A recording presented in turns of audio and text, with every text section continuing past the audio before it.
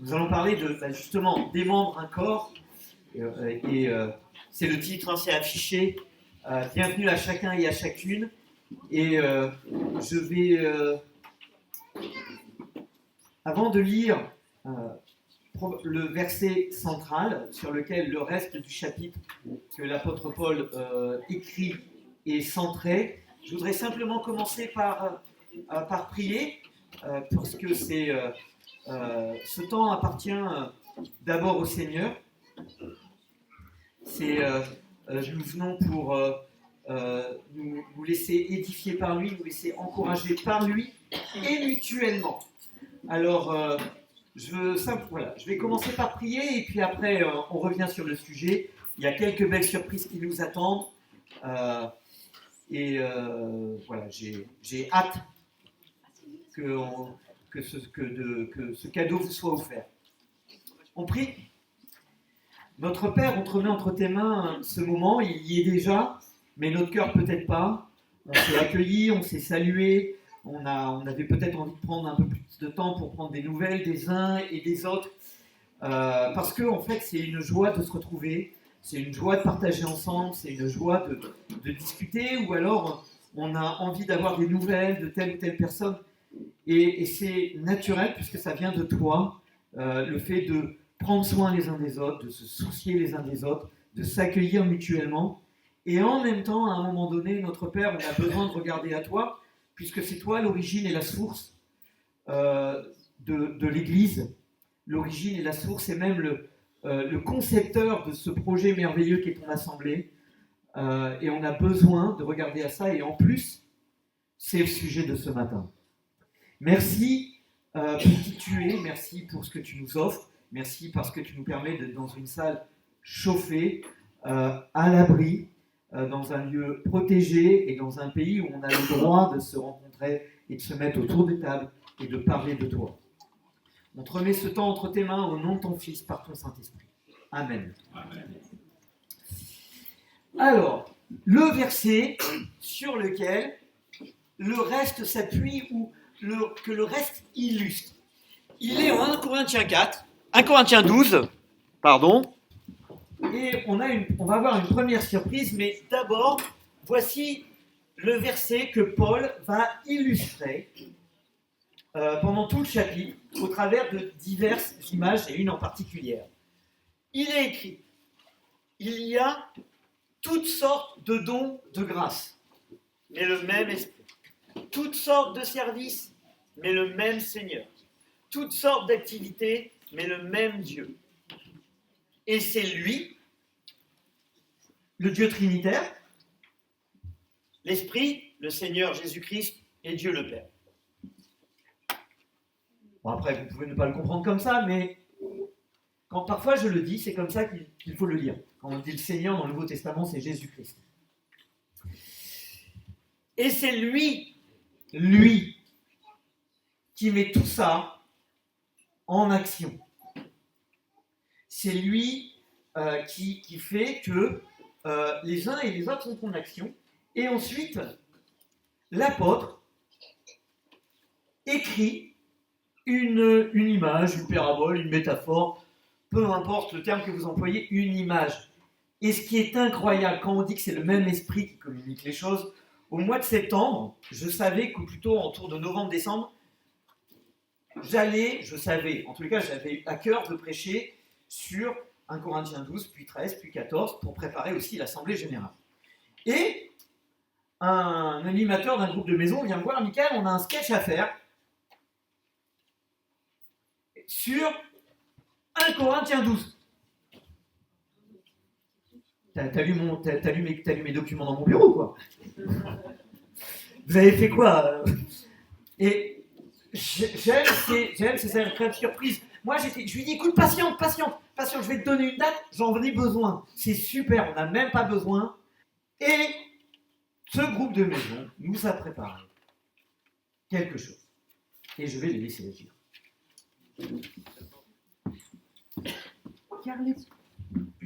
Car le Christ est semblable à un corps humain et ses divers membres et organes.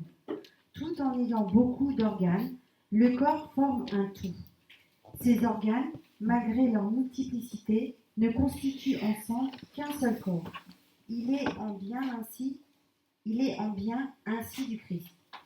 Car nous avons tous été immergés dans un seul et même esprit pour former un seul corps, que nous soyons juifs ou grecs, esclaves ou hommes libres. C'est de ce seul et même esprit que nous sommes tous abreuvés et imprégnés. Un corps n'est pas composé d'un membre unique, mais de plusieurs. Si le pied disait « Moi je ne suis pas une main, je ne fais donc pas partie du corps », en ferait-il moins partie pour cela? Et si l'oreille se mettait à dire « Moi je ne suis pas un œil, je ne fais donc pas partie du corps », cesserait-elle d'en faire partie pour autant? Si tout le corps était un œil, comment ce corps entendrait-il? Et s'il pouvait seulement entendre, où serait l'odorat? Heureusement, Dieu a assigné à chaque organe sa place et sa fonction dans le corps, comme il l'a trouvé bon.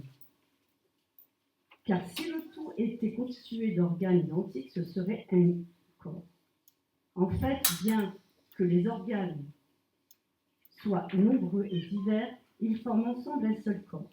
C'est pourquoi l'œil ne saura dire à la main « Je n'ai pas besoin de toi », ni la tête aux pieds « Je peux fort bien me passer de vous ».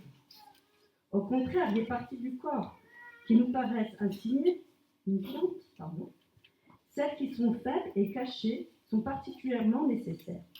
Et celles que nous estimions les moins dignes d'intérêt sont celles dont nous prenons le plus grand soin, de sorte que nous les traitons avec des égards dont les autres n'ont guère besoin.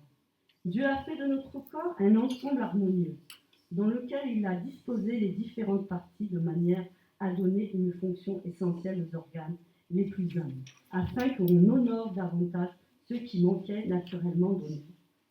Il voulait par là éviter toute division dans le corps et donner aux différents membres le sens de leur solidarité réciproque, que chacun d'eux ait le souci des autres et leur témoigne un égal sollicitude.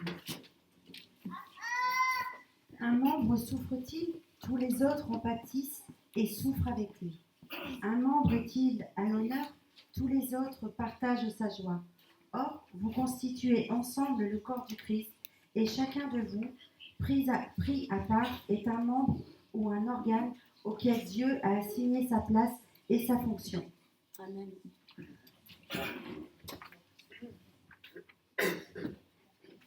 Le corps forme un tout et pourtant il a plusieurs parties. Malgré leur nombre, toutes les parties du corps Ne forment qu'un seul corps. Pour le Christ, c'est la même chose. Nous tous, gens de toutes les origines, nous avons reçu le baptême dans un seul Esprit Saint pour former un seul corps. Nous avons tous bu à la source de cet unique esprit. Et vous êtes le corps du Christ. Chacun a sa place, chacun a sa fonction, tous sont utiles. Prenons une comparaison. Le corps est constitué de membres différents. Le pied, l'oreille, la main, le nez, l'œil, le cerveau, la bouche et la voix. Imaginons une chose impossible, que les membres du corps ne soient plus solidaires, qu'ils se jalousent, se méprisent les uns les autres ou quittent leur fonction. J'aimerais être une main. J'aimerais avoir 5 doigts très agiles et pouvoir attraper, caresser, rigoler, peindre. Et puis j'aimerais écrire des choses très importantes. Mais moi, je ne suis qu'un pied, malhabile. Je préfère moi-même.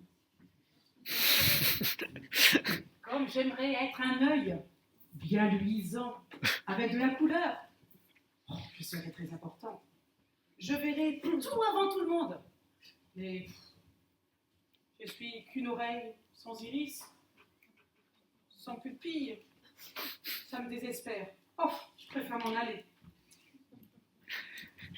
Comme j'aimerais être une bouche. Si j'étais une bouche, je dirais des choses extraordinaires.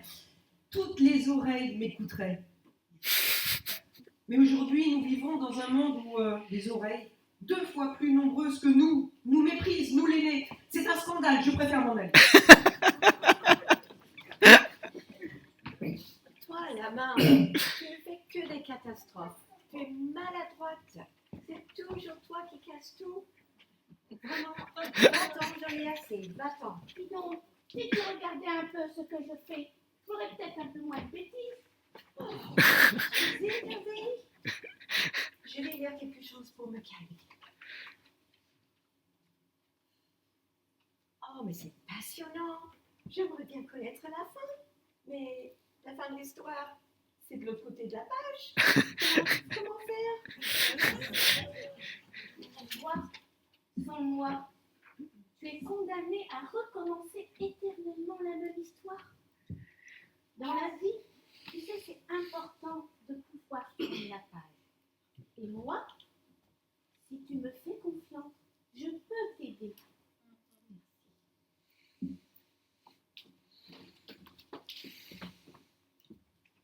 Vous ne comprenez rien. Vous êtes tous de pauvres idiots. Des esclaves. Voilà ce que vous êtes. D'ailleurs, vous ne savez qu'obéir à mes ordres. Sans moi, vous êtes des incapables.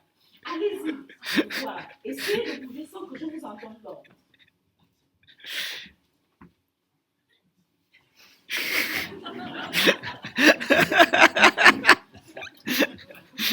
Je suis indispensable. Je suis le chef suprême, autonome, autosuffisant. D'ailleurs, je vous donne l'autorisation de partir.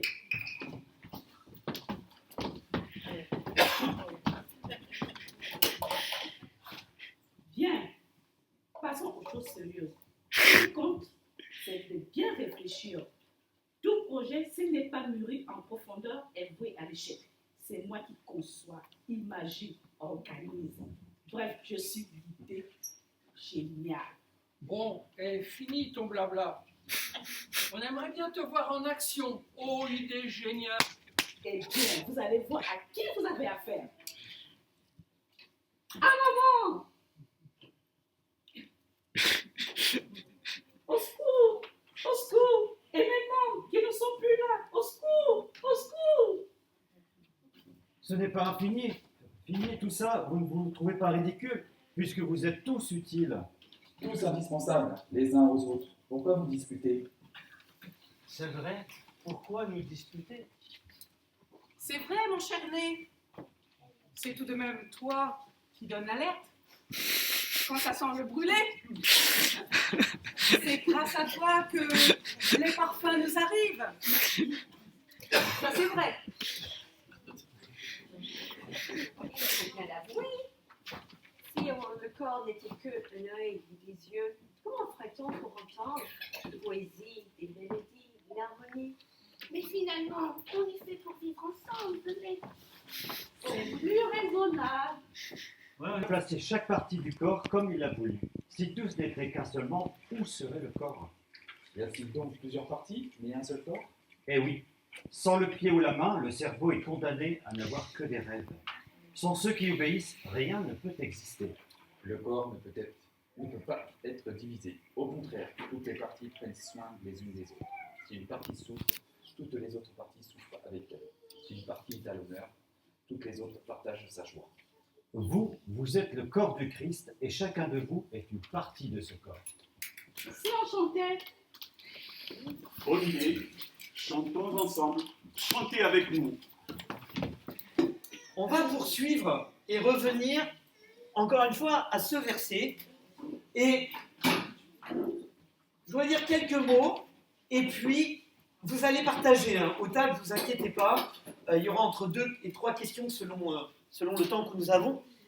J'ai été interpellé par le fait que on peut parfois se poser des questions un peu compliquées et que parfois on me dit mais Michael, est-ce que les dons c'est des dons spirituels, c'est des dons naturels, est-ce que c'est des compétences? Et je me suis dit mais Pourtant, rien que ce texte est clair. Si Dieu nous demande de remplir des services qui vont se générer par des actions, il ne va pas nous donner d'un côté des dons et de l'autre côté nous demander de remplir un service qui ne correspond pas aux dons qu'il nous a confiés. En parlant par la négative, ça semble évident. Si Dieu voulait que je sois un déménageur, il m'aurait donné la capacité de pouvoir travailler avec mes membres, avec mes bras, sans avoir des grosses migraines dès le lendemain, simplement parce que je m'étais trop servi de mon bras gauche. Ça peut paraître bizarre, mais c'est la réalité. J'aime beaucoup talocher les murs, mais si je fais ça 2 heures, le lendemain, j'ai une migraine. C'est mécanique, et c'est pas l'odeur de la peinture. C'est vraiment là. C'est comme ça, avec une fragilité qui fait que je peux pas venir vous déménager. C'est ballot. Hein. En revanche, Dieu nous confère à tous des dons qu'il attend que l'on traduise ça par un service à rendre, et le service va se transformer par une action. Vous avez bien vu, le corps, la tête ne peut pas juste dire « en avant !» Si les membres n'agissent pas, les images étaient excellentes. Dans le but de l'utilité commune. Alors ça, c'est pas la traduction, c'est une traduction français courant. Donc, c'est en action chez tous. Et que l'on regarde chez l'apôtre Pierre ou chez l'apôtre Paul, quand il parle des dons, la finalité n'est pas exclusivement l'assemblée des chrétiens. L'utilité commune, ou quand c'est écrit chez l'autre, comme l'apôtre Pierre en intercalque l'écrit, ça ne veut pas dire pour l'Église. C'est pour l'autre. Pas simplement l'Église. Et je vais poursuivre, mais avant de poursuivre, j'ai demandé à quelqu'un de venir témoigner de ce qu'elle m'a dit vendredi soir. Et tu peux venir, Peggy ? Elle a répondu oui, mais en même temps, elle m'a dit qu'elle n'avait pas le choix. Vous connaissez Mickaël? Non. Voilà. Alors, vendredi soir, ouais. Tu viens voir et tu me fais. Alors, t'as regardé. Bah oui. Voilà, regardez quoi. En fait, pardon. Mickaël avait donné à Julien il y a un certain temps des. Ouais, vas-y, viens ici. C'est mieux. Alors, il y a quelques mois, Mickaël avait donné un questionnaire à plusieurs personnes, dont à Julien, et puis avec plein de questions, et puis... 160. Ouais, c'est comme ça. Et puis moi, je me suis dit, Julien me dit, fais-le, genre. Voilà. Il y a eu des événements qui ont fait qu'à un moment, la semaine dernière, je me suis dit, allez, je vais le faire, ce questionnaire. Bon, il me saoule, mais je vais le faire. Il me saoule, c'était moi, hein. Voilà, c'était mon mari, c'était un questionnaire, c'était un moi. Oui, il y avait toi aussi. Ah, d'accord. Alors qu'il est pour rien, mais c'est pas grave.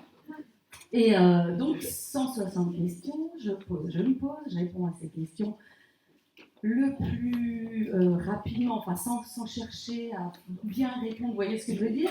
Parce que c'est pas le but. C'est pas le but de donner la bonne réponse pseudo-attendue. Donc, je réponds, machin truc.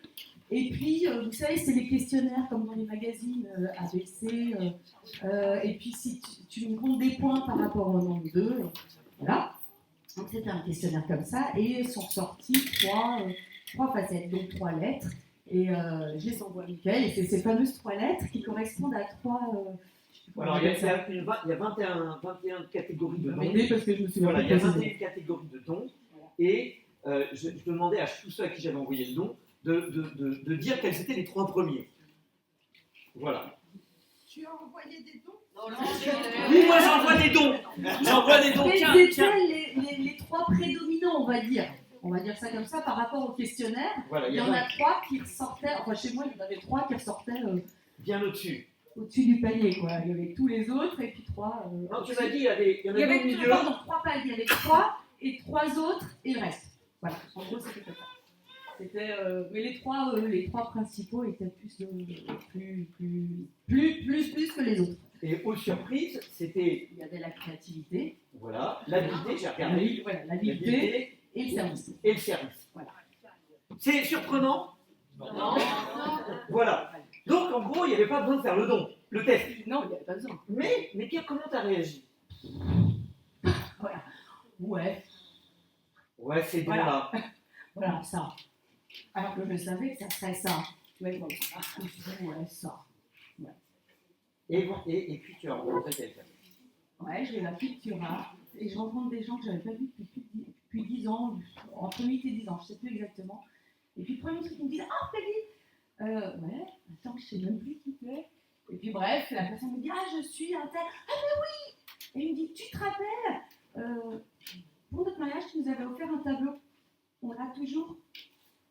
Et c'est avec, il y avait un verset, enfin voilà, il dit le verset nous fait toujours du bien. Ah.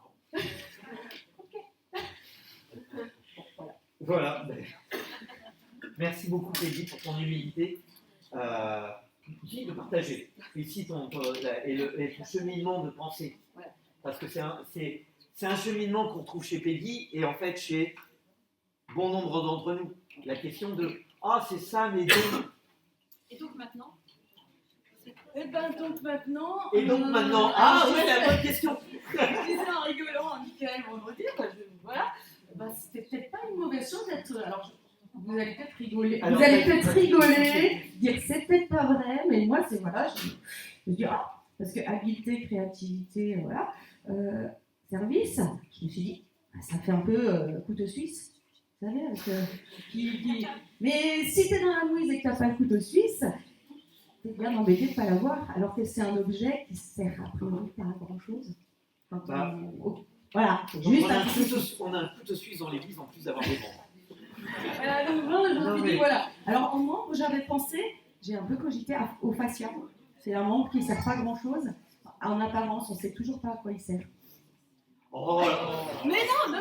En apparence. On ne sait toujours pas à quoi il sert scientifiquement. Enfin, on commence à savoir, mais il sert à quelque chose. Les fascias, c'est une membrane qui entoure tous les muscles, tous les organes. Et c'est, alors pour faire concret, c'est la peau qu'il y a quand on dépiote une escalope de poulet. Vous voyez cette peau? C'est la peau au-dessus, voilà. Et elle enveloppe tout l'intérieur de nos organes. Ouais. Merci beaucoup, Peggy. Et c'est la question des dons vient tous nous titiller. On l'a vu dans les sketchs. C'est parce qu'on a tous, que ce soit à une époque ou à une autre, un mécanisme de pensée où on pense que certains dons sont plus importants que d'autres. Aspirer aux dons les meilleurs, c'est comme ça que finit le chapitre, et on va y revenir. Et on a en tête parfois quel est le don le meilleur, et on a une image de ce qui devrait être pour nous. À l'époque, l'apôtre Paul écrit, parce que, comme l'écrit John Stott, certains sont obsédés, semblent uniquement préoccupés, voire obsédés par 3 des dons les plus spectaculaires. Les dons, les langues, la prophétie, les miracles, la guérison. Il écrit ça dans un livre qui s'appelle Une nouvelle société. C'est encore le cas aujourd'hui, mais aujourd'hui dans les églises, certains aspirent parfois au service de la parole, au service derrière le micro, au service de la direction. Et quand on y est, on se demande pourquoi on voulait y être. Moi, je me demande aujourd'hui pourquoi, parce que quand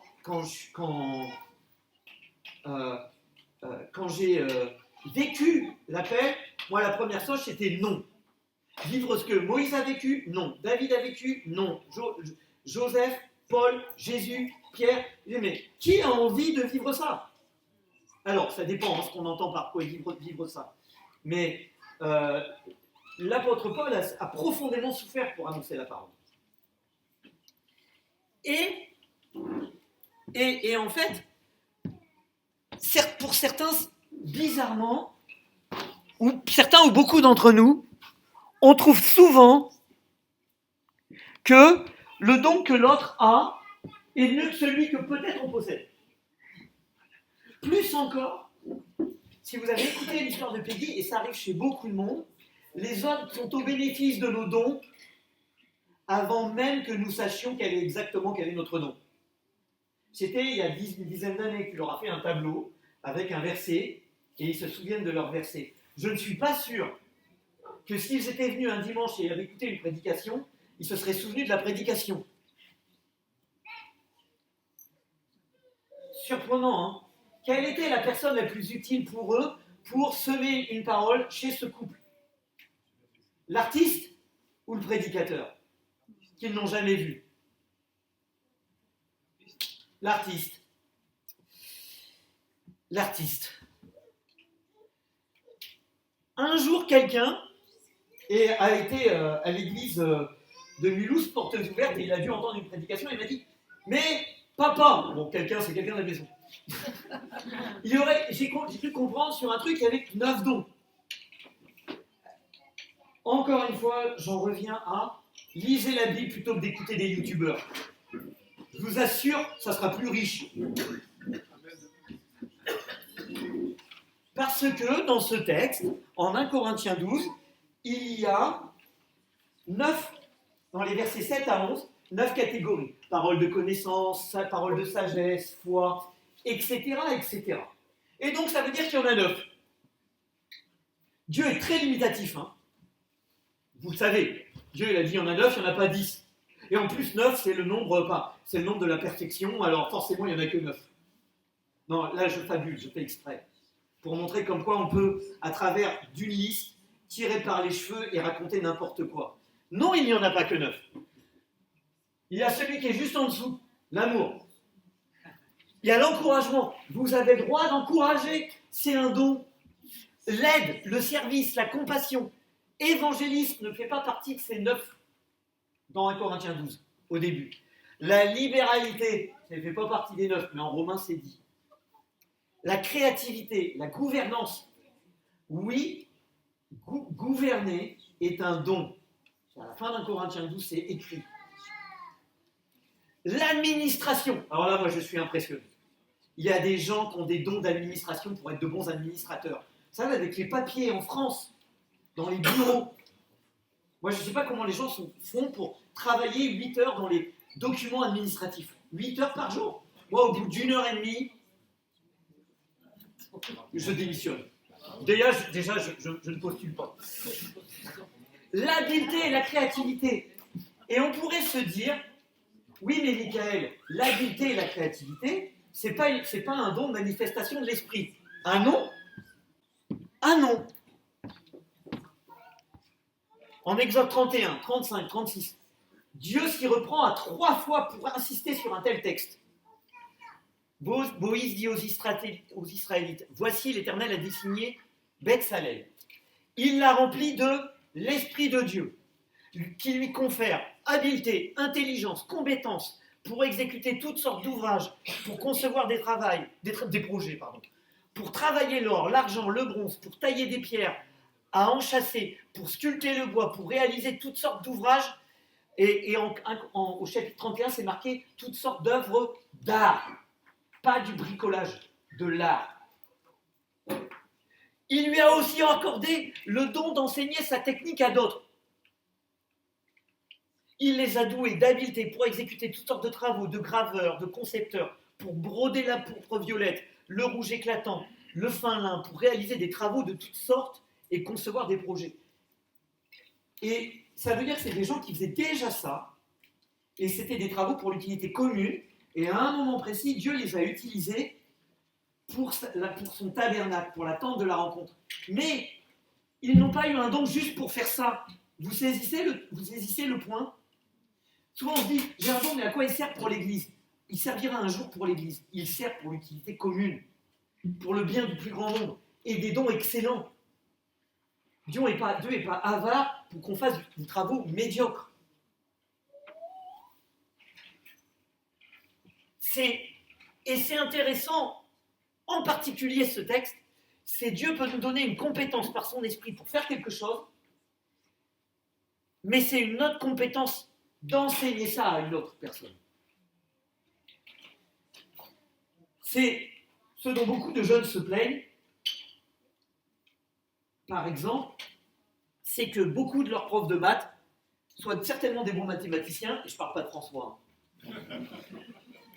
n'est pas des bons profs. Savoir faire quelque chose est un don. Savoir le communiquer à un autre est un don complémentaire. Et c'est pas parce que je sais faire que je sais communiquer à l'autre comment faire. Et parfois, je ne sais pas faire. Nous n'avons pas tous les mêmes dons et ne soyons pas obtus sur les dons que Dieu pourrait nous donner, il vous a donné. En fait, ça y est, c'est déjà fait. Hein. Il vous les a déjà donnés. À 3 reprises, Dieu revient sur une vérité sur laquelle il insiste. Il le dit avant l'image du corps, après l'image du corps, et après avoir dit qu'il y en avait quelques-uns qui avaient des responsabilités particulières pour l'utilité là de l'Église. À 3 reprises, il encadre tout son texte par 3 fois la même histoire. Verset 11. Mais tout cela est l'œuvre d'un seul et même esprit qui distribue son activité à chacun de manière particulière comme il veut. Dieu a disposé, verset 18, chaque organe dans le corps, chacun avec sa particulier, comme il l'a trouvé bon. J'insiste, je suis pénible. C'est pas moi, c'est Paul. Et c'est pas Paul, c'est l'Esprit Saint qui lui a dit ça. Dieu a disposé les différentes parties de notre corps de manière à ce qu'on honore davantage celles qui manquent naturellement d'honneur. Il voulait, par là, éviter toute division dans le corps et faire que chacun des membres ait le même souci des autres. Première question, pourquoi la diversité génère-t-elle parfois la division alors que le plan, c'est l'unité? Quels sont les encouragements, promesses que Dieu offre à chacun qui peuvent devenir concrètes et prendre corps dans le texte, dans les images que vous avez vues, dans le texte qu'on a entendu? Voici les 2 premières questions. Et si vous avez le temps, 3e question, pourquoi il vaut mieux que ce soit Dieu qui décide? Non, sérieusement, je crois que la réponse à la 3e question apaise beaucoup de choses. Qu'est-ce qui nous divise? Vous avez fait un panel assez intéressant, et aussi pour quels sont les encouragements. C'est bien que c'est dans les encouragements il y a la collégialité, et il y a aussi notre intérêt personnel. Et je voudrais rejoindre et compléter par la raison pour laquelle il vaut mieux que ce soit Dieu qui choisisse. D'abord, d'un point de vue personnel, parce que lui, il nous connaît. Alors il connaît les dons qu'il a mis en nous, mais il connaît aussi les limites. Les limites des choses que nous pouvons supporter aussi. Parfois, on peut avoir un certain don pour exercer des choses, mais si on arrive on n'est pas capable de le vivre dans un contexte parce que on est tous limités. Et il y a des environnements dans lesquels nous ne sommes pas prédisposés à servir, alors qu'il y en a plus que d'autres. Il nous aime et il connaît nos limites. Il connaît ce dont on est capable de supporter. Parfois, on se pose la question, quand on souffre, on se dit « Ouais, ben là, je suis à la limite. » C'est probable. Parfois, oui, c'est probable. Mais il nous aime. Il connaît nos limites. Il sait aussi les endroits où tel service ne nous rendra pas orgueilleux. Parce que ces actions vont nous mettre en dépendance de lui et ne feront pas en sorte qu'on s'appuie simplement sur nos propres forces. Il nous connaît jusqu'au point de vouloir le meilleur parce que la finalité, effectivement, c'est sa gloire, mais aussi qu'on soit avec lui pour l'éternité. Il nous aime de toute éternité. Il nous a aimés avant que l'on naisse, et même une fois mort et avec lui au ciel, en attendant de revenir sur terre, il nous aime encore. Et c'est un amour qu'il ne faut pas sous-estimer. S'il nous donne certains dons plutôt que d'autres, c'est pas parce qu'il est pingre, c'est pas parce qu'il veut que l'on soit frustré. Ça n'a rien à voir. Et cette question de fond, elle est, j'aime bien dire le terme non négligeable. En fait, c'est foncier. C'est foncier. Et je voudrais laisser, j'ai demandé un dernier témoignage de Pierre. Oh, t'as 2-3 minutes. Mais ce que tu m'as dit tout à l'heure, c'était super. Parce que, viens. Parce que j'ai souvent entendu Pierre me dire je suis en paix maintenant avec ce que je fais, mais à une époque, j'arrivais pas à me trouver, et pourtant, t'as plus de 20 ans. 76 ans dans 5 jours. Mais moi, je l'ai pas dit. Et donc, voilà, qu'est-ce qui a fait que, tu vois, cette chose que tu me dis tout le temps, Pour faire un petit survol, mais très bref, sur ma vie chrétienne, je me suis converti jeune, après avoir traîné les pieds quelques années, à 19 ans, disons. Et très vite, j'ai su que ce qui m'attirait, c'était l'aide du prochain, la dimension éducative, la dimension sociale, ce qu'on appelle bibliquement la diaconie, disons, s'occuper des personnes, et également l'enseignement de ce qu'on appelait l'école du dimanche, l'école biblique, etc. Donc ça, j'ai toujours fait avec un immense plaisir, mais j'ai été souvent dans des contextes où il y avait des besoins précis, parce qu'il y a aussi ça dans la vie d'église, des besoins tout d'un coup. Alors pallier, c'est peut-être pas le bon mot, mais c'est un peu ça quand même. Alors je me souviens, quand j'étais tout jeune, le pasteur réformé du Chambon, des Pierres, dans telle année, faudrait, veux-tu bien aller pêcher? Pas pêcher, mais prêcher. Donc, alors d'abord la naïveté, la naïveté de la jeunesse, pas de problème, je vais prêcher, où tu veux, des ailes, pas de problème. Mais ça, c'est, je veux dire, la fougue. Au bout d'un moment, non, je me dis que c'est pas ça. Après, j'ai été amené à prêcher quelquefois dans une maison de retraite, etc. Ensuite, dans notre église, dans les périodes où nous n'avions plus de pasteurs, on faisait venir des pasteurs de la région, mais parfois il n'y avait pas. Donc, mais plus j'ai avancé dans ça, plus je savais que ce n'était pas pour moi. Je le faisais, je ne sais pas comment vous dire, un peu à mon corps défendant. Et donc, voilà, je sais que c'est une prédication à moi, non. Déjà, je pense que quand on fait un service pour Dieu, on le fait avec une grande satisfaction, c'est un grand mot, mais quand même, on est dedans. Et si ce n'est pas le cas, je crois qu'il faut arrêter. Aujourd'hui, il n'y a pas besoin de prêcher, merci. Voilà, mais par contre, j'aime toujours faire des accompagnements individuels, personnels, soit sur le plan social, soit dans la découverte de la foi, l'approfondissement. Oui, et tu m'as aussi dit tout à l'heure, en fait, ça prend du temps, de la découpe. Oui, pour être à peu près convaincu, enfin c'est en partage avec Rachel, être convaincu de là où est ma place, etc. Il m'a fallu du temps, en fait, oui, c'est vrai. Ouais. Par rapport à cette question de savoir que parfois il y avait des besoins précis, il fallait quand même être là, sur différents plans dans l'Église, dans ces périodes difficiles. Alors, est-ce que je le fais parce qu'il y a un besoin? Est-ce que je le fais parce que c'est mon don? Tout ça n'est pas si simple, en fait. Non, c'est pas ça. Mais bon, ça c'est éclairé. Bon, bah, j'ai répondu. Mais merci beaucoup. Oui. Mais c'est vrai que parfois il y a un besoin, sauf que c'est les autres. Quand il y a un besoin qui manque un membre, par exemple quelqu'un, je prends l'exemple de quelqu'un d'aveugle et on souhaite que personne soit aveugle et que l'Église ne soit pas aveugle, eh bien, la plupart des autres organes du corps viennent participer à l'action pour que, par l'ouïe, par l'aspect tactile, par l'odorat aussi, et plein d'autres choses certainement, la personne qui est aveugle arrive à quand même vivre et avancer alors qu'elle a des organes qui sont dysfonctionnels. Mais l'idéal n'est pas de combler par d'autres organes, de combler l'absence d'un organe. C'est pas l'idéal. On arrive à fonctionner comme ça en attendant que l'Église grandisse. Mais c'est pas l'idéal. Il y a des dons qu'on a en substitution. Je sais pas comment pouvoir vous dire ça. C'est pas mon truc. Mais techniquement, je peux remplacer. Mais dans l'Église, il n'y a pas de remplaçant. Il n'y a personne sur le banc des remplaçants.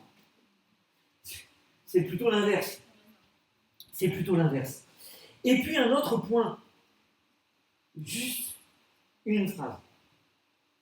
Quelqu'un m'a dit cette semaine, il m'a dit, mais parfois, vous savez, on peut dire ça, parfois l'Église ne me ressemble pas. Excellente nouvelle. La finalité de l'Église, c'est qu'elle ressemble à Christ. Pas moi. C'est pour ça que je ne peux pas choisir quel membre je devrais être. Parce que ce n'est pas mon Église.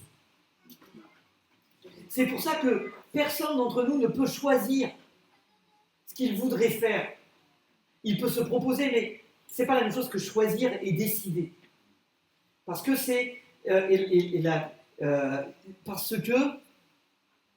C'est Jésus qui dit, sur cette confession de foi, je bâtirai mon église, c'est la sienne. Je pense que Paul, techniquement, pouvait compléter à travailler dans l'église de Corinthe. Après avoir été celui qui sème, il aurait pu être techniquement et intellectuellement celui qui arrose. Mais il savait que ce n'est pas ce que Dieu lui demandait. Il a laissé sa place. Et le chrétien est transporté dans le royaume de son Fils bien-aimé, du Fils de Jésus-Christ bien-aimé. Ce n'est pas le nôtre. Nous ne sommes pas là pour construire une nouvelle société dont on aspirerait avec plein d'illusions et d'utopies à un idéal, en prenant les conséquences issues d'un idéal philosophique. Plein de gens ont essayé. Ça finit toujours à la catastrophe. Quand je dis toujours, je ne connais pas tout, mais tout ce que je connais, ça finit toujours comme ça. Tout ce que j'ai lu. C'est bien d'avoir des idées, attention. Et c'est pour ça qu'en fait, on participe, on devient collaborateur de Dieu dans l'œuvre qu'il nous demande, mais c'est son Église. Le but, c'est qu'elle reflète Christ, pas qu'elle nous reflète nous. Et c'est profond, c'est vraiment important de se rappeler ça. Et ensuite viendra, pas cette semaine, mais je crois que c'est la semaine prochaine, les groupes de maison, ceux d'après, on aura un temps de partage dans les groupes de maison sur la variété des dons, et ensuite, à partir de cette base, de ce qu'on a dit aujourd'hui, discuter de nos dons, de ce qu'on voit chez l'autre. Parce qu'à l'intérieur des groupes, les gens se connaissent un peu, ils peuvent dire ce qu'ils voient chez l'autre. Vous vous souvenez le témoignage de Peggy au début? Les gens avaient vu et se souvenaient de qui elle était par son don. Et tout le monde est au courant aussi, mais c'est pour tout le monde, hein. Quelqu'un n'arrête pas de dire la bouche nickel, la bouche même quand il mange la bouche. Donc je suis aussi un ventre. Mais personne n'est naïf quant à savoir que je le dis en blaguant parfois, Dieu a pris un bavard pour lui donner le ministère de la parole. On en a tous. On a tous des dons, et parfois, il y a aussi cette question qu'on aura dans les groupes de maison. Est-ce que les dons que j'ai reçus, c'est des dons naturels que Dieu transforme, ou c'est des dons spirituels que je reçois à mon baptême? Magnifique question, bien prise de tête. Il me semble. Il me semble. En revanche, pourtant, il faut quand même y répondre. J'ai prise de tête, mais malgré tout, il est important d'y répondre. Et de réfléchir et de chercher pour avoir une réponse. Et puis, avant deux dernières actions, je regarde l'heure. Ouais, donc voilà, malheureusement, on fera juste le pain et le vin. Pour poursuivre sur le service, mercredi soir, on a une réflexion biblique qui fait suite à le cartable indispensable des serviteurs. Là, ce sera mercredi soir. Quel est le préalable pour servir?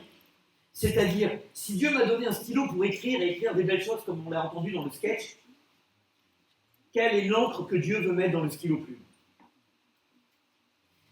Je précise, cette fois-ci, je n'enverrai pas le PDF. En partageant avec quelqu'un, on dit, mais j'enverrai pas le PDF. Vous venez, tant mieux, il y aura un Zoom, tant mieux, mais je n'envoie pas le PDF. Je l'enverrai qu'à ceux qui participent.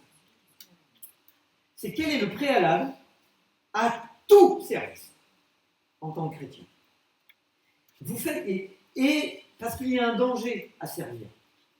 Tous ceux qui sont au service des autres ont déjà bien senti les dangers potentiels. Mercredi soir, 20h, d'après ce que j'ai compris, c'est ça, sur quelle est l'encre à mettre dans le stylo plume. Quelle est l'encre que Dieu veut que je mette dans le stylo plume. Il me fournit le stylo plume, il me donne la main, il me donne l'imagination, mais il faut de l'encre. C'est quoi l'encre? C'est une image, en prenant une autre. Et c'est... voilà. Et je le fais, et je dis cette fois-ci, j'en vois pas, parce que parfois on me dit, Michael, ça serait bien que tu parles de ça, tu parles de ça, tu parles de ça. Et vous savez quoi? À chaque fois que quelqu'un me dit, Michael, ça serait bien que tu... Vous savez ce que je fais? Non, vous savez pas ce que je fais en fait. Ben je le fais.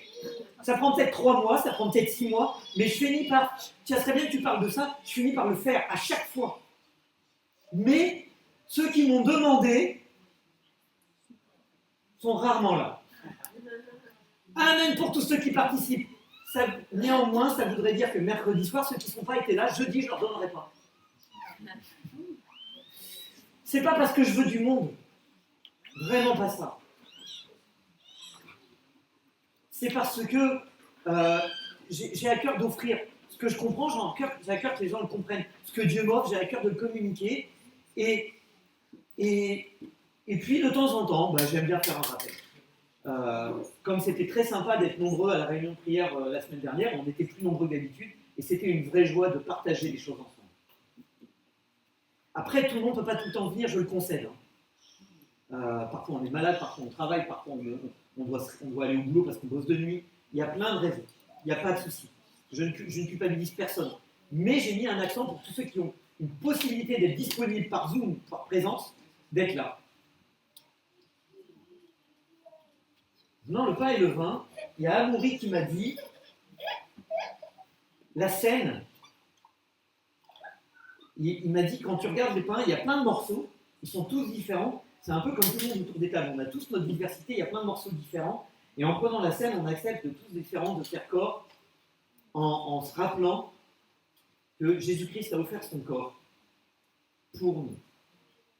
Parce qu'il nous aime, parce qu'il a voulu nous transporter dans son royaume de lumière, le royaume de son Fils bien-aimé, et d'accepter que dans nos diversités, malgré nos tentations internes, malgré nos luttes internes, de se dire j'aimerais bien être un tel, j'aimerais bien être comme ci, j'aimerais bien être comme ça, nos sentiments de frustration ou de questionnement intérieur sur quelle est ma place,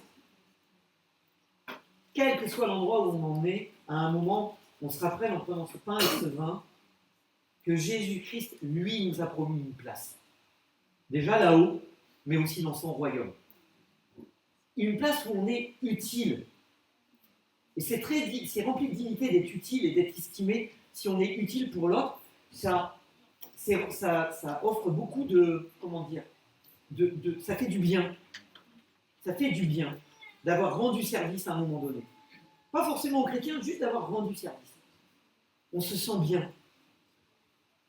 Donc ce pain et ce vin nous rappellent que quel que soit là où nous en sommes dans notre questionnement, Dieu a déjà sa réponse. Et surtout, il nous aime et il nous a transportés dans son Église et c'est lui qui l'a bâti. Et les choses vont s'éclairer.